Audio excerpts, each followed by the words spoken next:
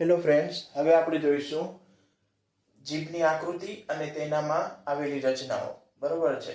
જીભની આકૃતિ શું હશે? આ ટાઈપની એની આકૃતિ હશે. બરોબર છે. નીચે ગળ્યો સ્વાદ હશે, તેની ઉપરની બાજુએ ખારો સ્વાદ હશે, તેની ઉપરની બાજુએ ખાટો સ્વાદ હશે અને તેની ઉપરની બાજુએ કડવો સ્વાદ હશે.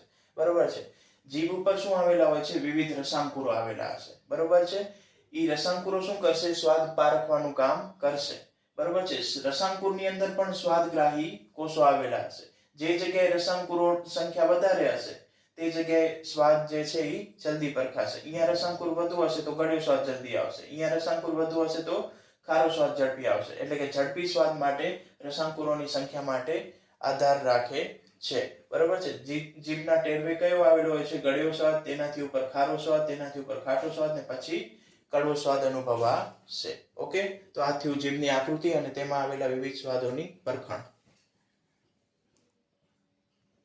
હેલો ફ્રેન્ડ્સ, હવે આપણે જોઈશું જીભના કાર્યો. ઓકે, જીભના શું કાર્ય હોઈ શકે છે?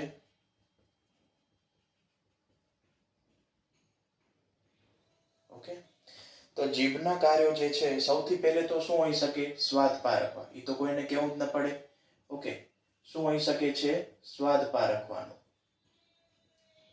ઓકે, બીજું કાર્ય શું હોઈ શકે છે જીભનું? તો કે બોલવામાં ઉપયોગી છે. બરોબર છે. આપણે કોઈ પણ અક્ષર જે છે જીભ વગર, જીભના હલનચલન વગર બોલી શકીએ નહીં.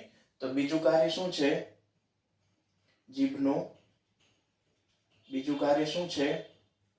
તો કે બોલવામાં. પેલું સ્વાદ પારખવામાં, બીજું બોલવામાં. ત્રીજું કાર્ય શું હોઈ શકે? તો કે ખોરાકમાં લાળ રસ ભેળવવાનું અને કોળિયાને ગળવામાં. ઓકે, ખોરાકમાં લાળ રસ ભેળવશે અને કોળિયાને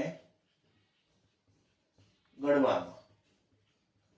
ઓકે, તો જીભના મુખ્યત્વે 3 કાર્યો આપણે જોયા. કયા? તો કે પહેલું સ્વાદ પારખવા માટે, બીજું કાર્ય બોલવામાં અને ત્રીજું કાર્ય લાળ રસ ભેળવવામાં અને કોળિયાને ગળવામાં. Okay, thank you.